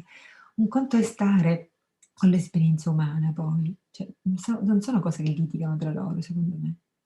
Anche ci stai accanto con la, come dire, con un amore ancora più grande, con un rispetto ancora più grande, facendo una compagnia che è ancora più, come dire, chiamata a essere autentica, genuina, dove in assenza totale, ma figuriamoci, ma di giudizio, ma di che? Ma come si fa a giudicare il dolore?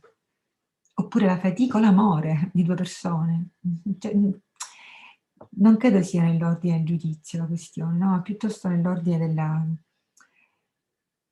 riconoscimento della verità. Non so se... Non è una domanda facile quella che ci ha fatto la suora. Poi riguardo all'amore io penso che, infatti uso sempre la metafora del vino perché sono un amante del vino, poi in Sicilia abbiamo ottimi vini, che la sessualità di una coppia che si è, come dire, stata generata da quell'amore lì e che se lo vive a partire da quel mistero, con tutta la cura di cui diceva poi Nicoletta, non basta che ricevi il dono, te devi pure prendere cura, è un po' come il vino buono, cioè dopo anni ha un sapore e un gusto che te lo sogni all'inizio. Certi vini sono preziosi e rari e non si possono manco comprare, tanto sono preziosi, che hanno un gusto che dopo 30 anni di matrimonio te lo sognavi all'inizio, no? Quel livello di intimità, di capacità di stare con quel corpo, che non c'è paragone, quindi è molto meglio dopo, non c'è dubbio. Se Coca-Cola, dopo una settimana non c'è più le bollicine, ma l'amore vero non è la Coca-Cola, è il vino buono. Grazie a tutte e due. Abbiamo le ultime 2 domande che ci sono arrivate. La prima chiede: come si può creare una relazione stabile e duratura senza sessualità nella società sessuata che siamo oggi? E invece la seconda, specifica per Piera, riguarda l'utilizzo della pornografia online, che in quest'anno di pandemia in particolare è aumentato, soprattutto per i contatti limitati. Che effetti ha e avrà sulla sessualità reale? Bella questa domanda. Io però vorrei capire meglio, Silvia, la prima domanda, perché non riesco a immaginare una relazione duratura di coppia senza la sessualità, sinceramente, non capisco cosa vuol dire questa domanda. Sì, in realtà è proprio posta così. Non so se magari si intende oltre una relazione amorosa o un tipo di relazione magari... Non so, è proprio scritto come si può creare una relazione stabile e duratura senza sessualità nella società sessuata che siamo oggi. Forse dietro a questa domanda c'è un equivoco, penso, immagino, che per esempio una relazione stabile e duratura tra 2 fidanzati che si vogliono bene, che non vogliono avere rapporti prematrimoniali, perché c'è una sorta di coincidenza, cioè si fa coincidere la sessualità col rapporto genitale, per cui se noi vogliamo avere rapporti, perché vogliamo aspettare il matrimonio, perché non vogliamo usare la contraccezione, perché ci sembra bello così, allora non dobbiamo vivere la sessualità, perché è quella, se quello non è niente. Io credo che la sessualità sia invece un linguaggio molto più ricco che non quella parola lì che si dice alla fine di un bel discorso e nel contesto giusto, speriamo, che è la parola della genitalità, che è l'esperienza di abitare dentro l'altro, di lasciare che qualcuno abiti dentro di me, cioè di realizzare quella piena, come dire, più che unità, diventiamo un'altra cosa quando siamo uno nell'altro, quell'organismo vivente che è la nostra coppia, no? che risuona di me, di te e di noi. E che è vero che è la parola più potente di questo linguaggio, non c'è dubbio. Ma per arrivare a dire bene questa parola, le parole che la precedono, che è il linguaggio del corpo, che è fatto di parole corporee, che sono le carezze, i baci, gli abbracci, la grammatica con cui metti insieme queste parole, che poi il modo speciale di ognuno di declinarlo, questo parlarsi del corpo, no? Il Cantico dei Canti sono degli inni più belli a questo linguaggio.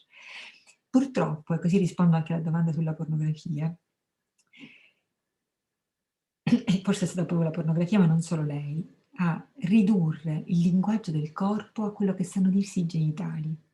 Quindi la sessualità è il rapporto, la sessualità è quello lì. Se quello lì non è, il resto è preliminare, che è una cosa che non si può sentire, una parola che da sessuologa per me è una parolaccia oscena, la parola preliminari. Perché preliminari che vuole dire? Questo lo facciamo prima perché serve per, come quando vai dal notaio, no? Per fare dal notaio vai un atto, devi fare un atto di acquisto, fai il preliminare prima, che ha senso solo perché poi devi fare l'atto, altrimenti ti ci fai il preliminare. Ecco, la sessualità del corpo, quella pregenitale, non è un preliminare, è già la sessualità. Quando io so parlare col tuo corpo, ti abbraccio, ti accarezzo, ti bacio il tuo corpo in un modo che ha a che fare con l'eros degli umani, che è tutt'altro il modo con cui si mettono insieme gli animali, che è una cosa veramente, che è un'opera d'arte, la capacità di stare insieme nel linguaggio erotico, nel parlarsi le parole del corpo. Questo è già la sessualità, anche se non avremo un rapporto. Ci sono delle donne che dicono: Tressa, per me è 1000 volte meglio godere di un bel bacio e stare in un abbraccio profondo dove i corpi si parlano, a volte, che un rapporto dove non ci si dice nulla. E questo anche per capire che significa a volte l'indicazione della Chiesa alle coppie di non avere subito rapporti, di non avere rapporti matrimoniali, non è per togliergli qualcosa, ma è per dargli di più. Perché tra l'altro dura molto di più un bel discorso corporeo fatto bene che non un rapporto genitale d'amblè. Cioè proprio non è per togliere qualcosa, ma è per dare di più, che la Chiesa e anche i sessuologi dicono: non ci arrivate subito al Dio, non è solo quello.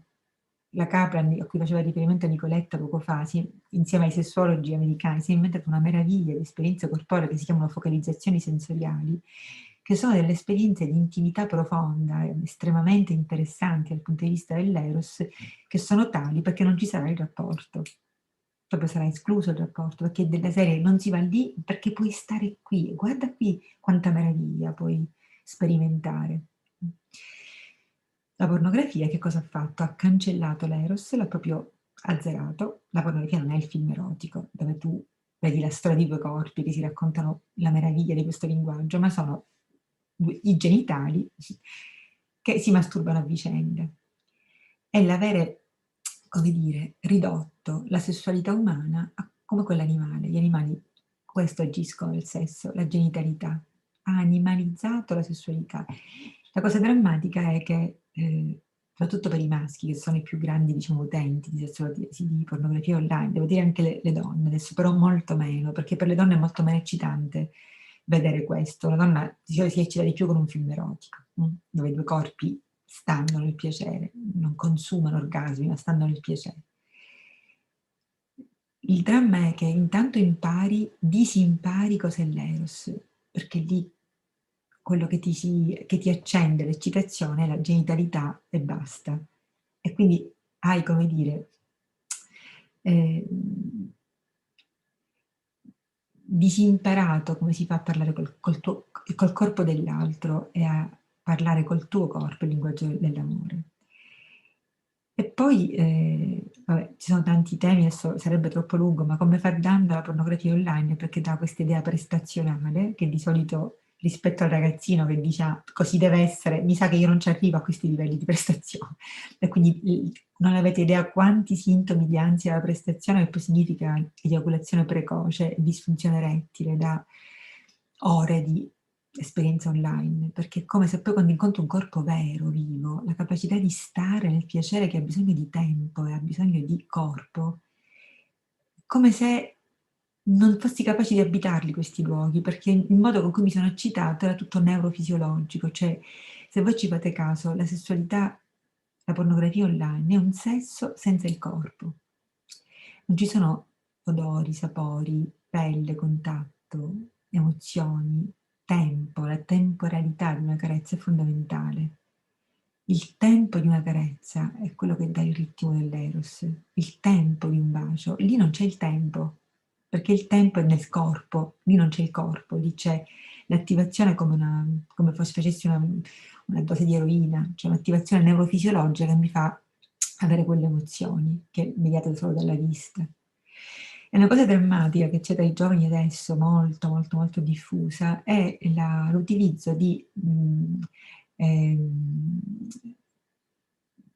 mondo digitale per vivere una sessualità anche non con la pornografia, ma con l'altro. Cioè l'altro è al di là con una webcam, io sono al di qua di un'altra webcam.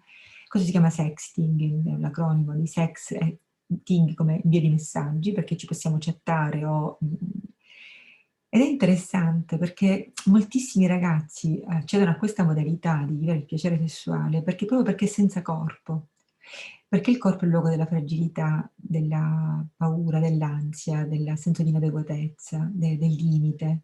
Questa modalità salta il corpo, quindi salta il limite, peccato che salta anche il calore, la relazione, la conferma di sé, salta tutto.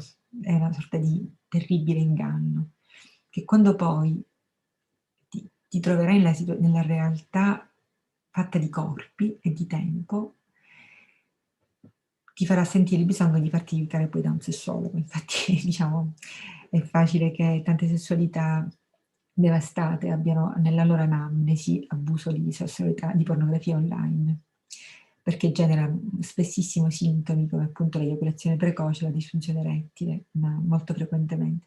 Nei casi peggiori invece genera la dipendenza. Dico solo 2 parole sulla dipendenza da sesso online. Ho avuto pazienti che hanno tirati fuori da buchi neri terrificanti, di ragazzi che non stanno ore, perché scatta questo meccanismo. Mi masturbo davanti a YouPorn, mi placo, poi mi sento una schifezza perché alla fine sono solo, perché non mi piace quello che ho fatto, perché non è che dà tutta questa pienezza.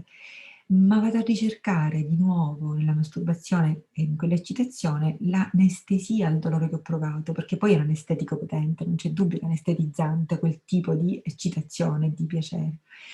E quindi il circolo viziosissimo è: c'ho un dolore, questo è un anestetico, c'ho un'ansia, questo è un ansiolitico, perché funziona benissimo come ansiolitico e come anestetico sul momento. Finisce, siccome l'ansia e il dolore non sono passati, aumento il dosaggio, e questo è il buco nero delle dipendenze, e ce ne sono tante. Il rischio di diventare dipendenti da sesso online è un rischio reale. Io ho avuto diversi ragazzi che, gli assicuro, sono terapie impegnative. Va bene, io ho finito.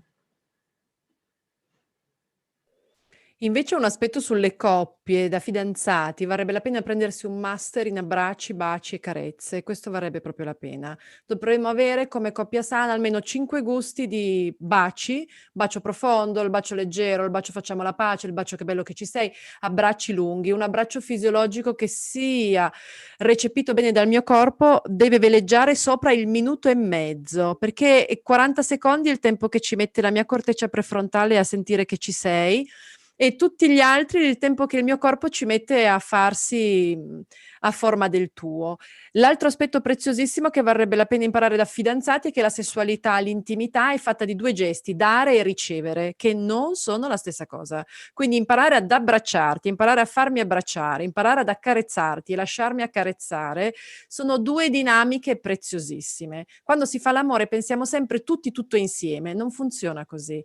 A volte è molto prezioso imparare a accogliere, a ricevere il piacere che l'altro ti dà, che vuol dire che te lo meriti, perché sotto c'è questa lettura particolare: sono bella e quello che il mio uomo mi regala è qualcosa di prezioso.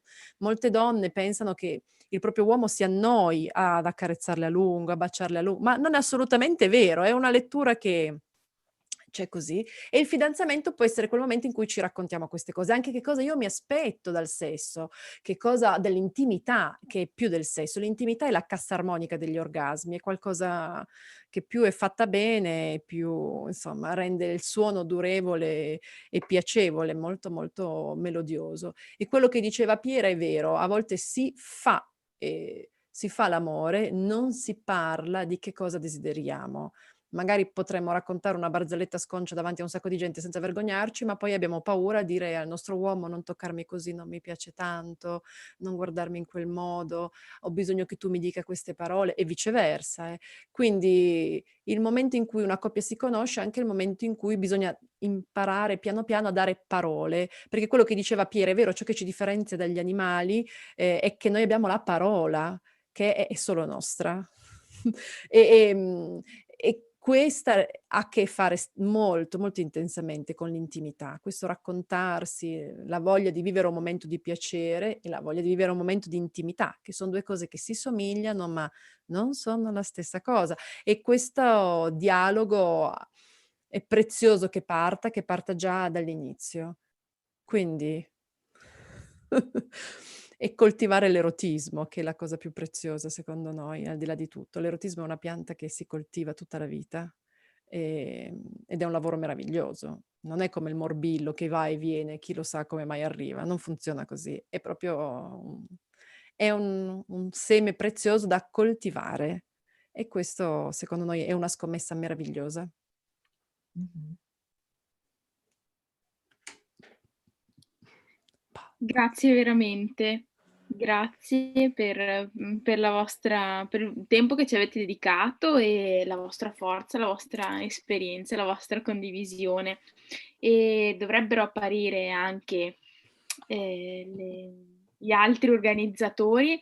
Intanto ci dispiace, sono arrivate anche altre domande, ma prima o poi ci sarà tempo di rispondere, magari prima o poi in presenza. Ci piacerebbe accogliervi a Vicenza entrambe e sarebbe bello conversare di persona in presenza su queste cose. Ma allora, ecco, dovrebbero apparire gli altri.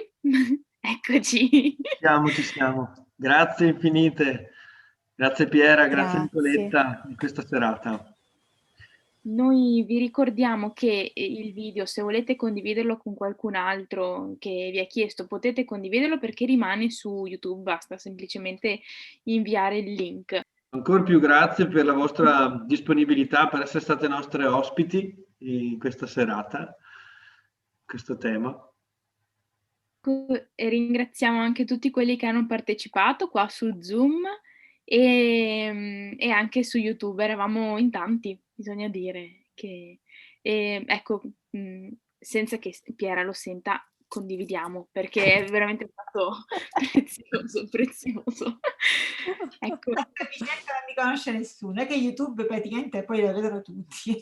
Ma sei bellissima Piera, sei bellissima, averne di donne come te, sei bella come il sole. Stanno ringraziando anche in chat su YouTube, quindi ecco. Dai, va bene, è andata.